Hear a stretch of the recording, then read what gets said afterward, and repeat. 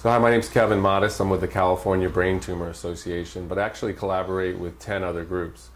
One of the groups is emfscientist.org, emfscientist.org. That's 220 doctors and scientists from 39 countries who have looked at health effects from wireless radiation. And from their work and the work of others, we can clearly say that wireless radiation can cause cancer, neurological problems, immune system disorders, and reproductive harm. Clearly, our scientists, along with the other groups I work with, which are composed of people who are developing wireless health effects from their various sources. For instance, people developing brain tumors from their cell phone and the radiation emits. People developing neurological symptoms from the Wi-Fi, from school Wi-Fi. People developing neurological and cancerous health effects from simple smart meters. Smart meters being little wireless meters that are put on people's homes so that people don't have to come by and read the meter themselves manually. So regardless of the source, and cell towers are the most powerful source of wireless radiation emissions, regardless of the source, the health effects can be the same. So what brings me here today is the rollout of 5G technology. And people need to understand that 5G technology is very different from 2G, 3G, and 4G that preceded it. And that is because the wireless radiation is using a higher frequency. Our current wireless technology uses about 1 gigahertz to 4 gigahertz. This new 5G technology is ultra high frequency, ultra high intensity, and it's 24 gigahertz to 90 gigahertz. To put this in some type of perspective, 90 gigahertz is 90 billion electromagnetic waves per second hitting your body.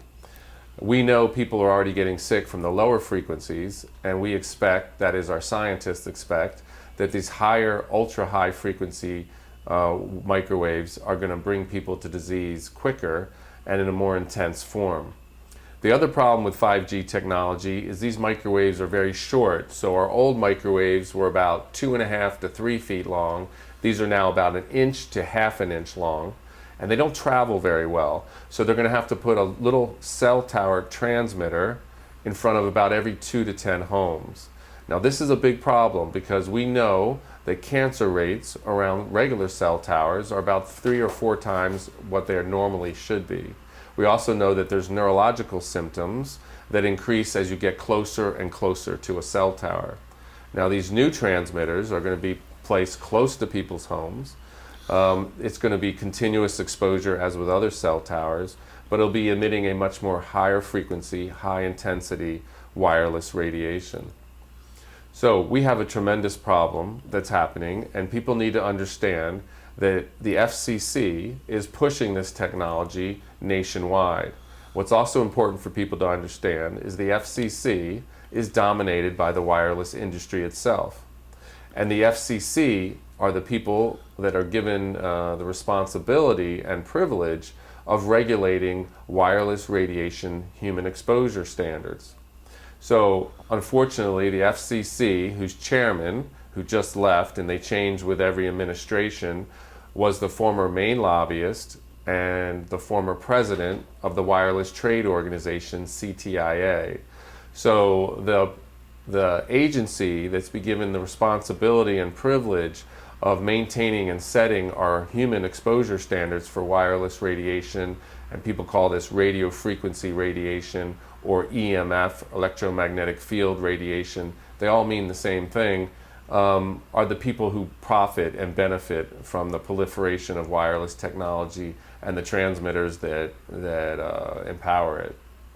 So we have a huge conflict of interest at the top, and this is what really drives and creates the problem from the beginning. Actually, the EPA used to look at this area, had their own scientists assigned to studying it, and showed just what we're seeing. That wireless radiation can increase cancer, neurological problems, reproductive harm, and immune system problems. They actually proposed a standard that was thermal and non-thermal. What we have now is an FCC that has set a thermal standard. The problem with that is it misses what happens non-thermally or subthermally.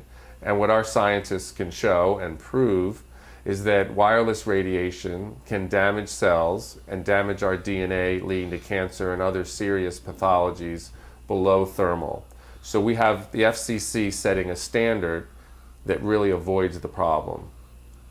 This is a big problem because whenever they roll out a new wireless technology, whenever they're questioned about the safety of it, and people need to understand there are more than 10,000 studies showing that wireless radiation is certainly harmful, the agency, whether it's a school or it's a local municipality or if it's a state government, will point to the FCC guidelines and simply say, well, what we're doing is well within or below the FCC guidelines. But people need to understand these guidelines only take into account thermal or acute burning, and so they really are frankly relatively useless in terms of protecting the public health.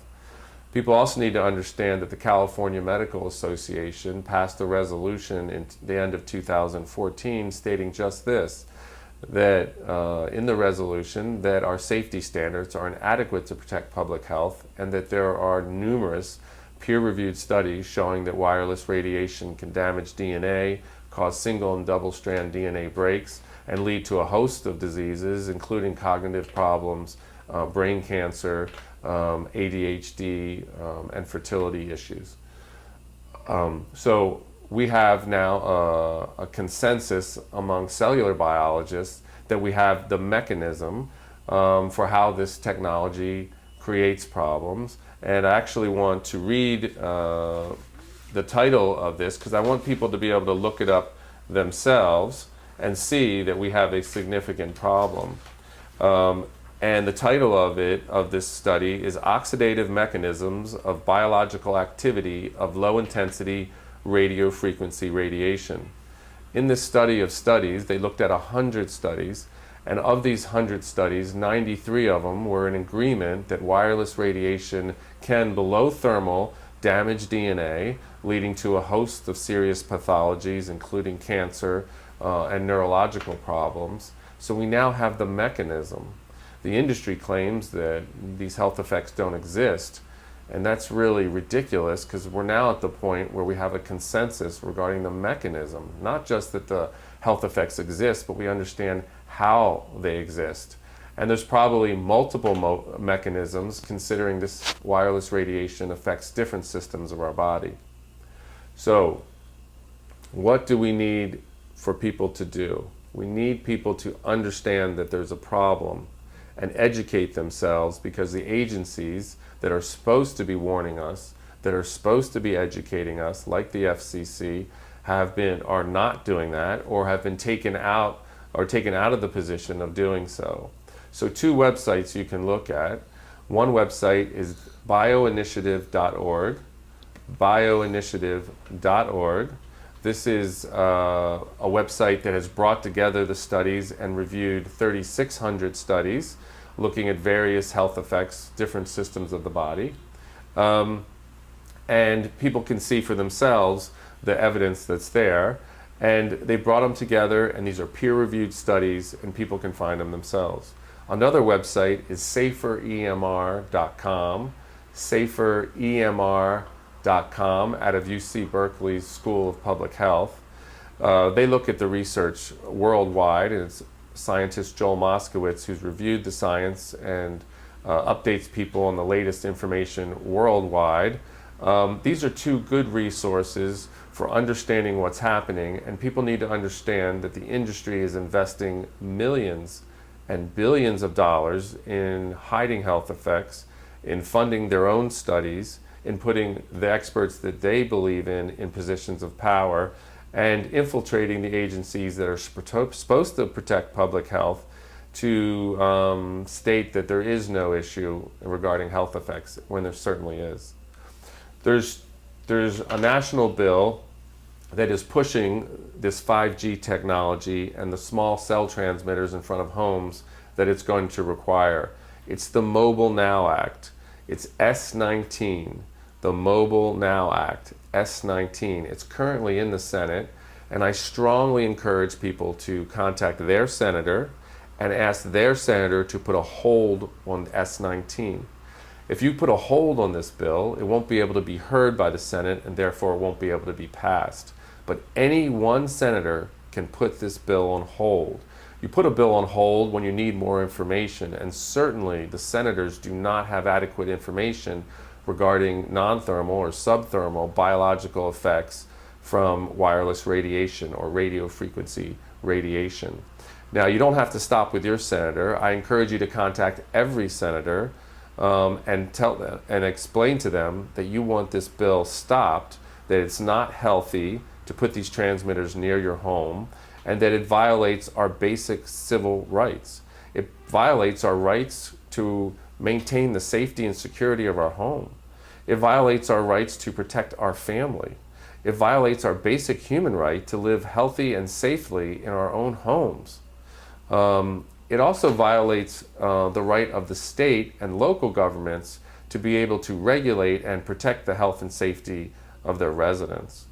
So I encourage people to contact their senators and contact every senator and ask them to put a hold on S19, which is the Mobile Now Act, which is going to facilitate these small cell transmitters being put in front of people's homes, exempt from health, safety, and environmental review.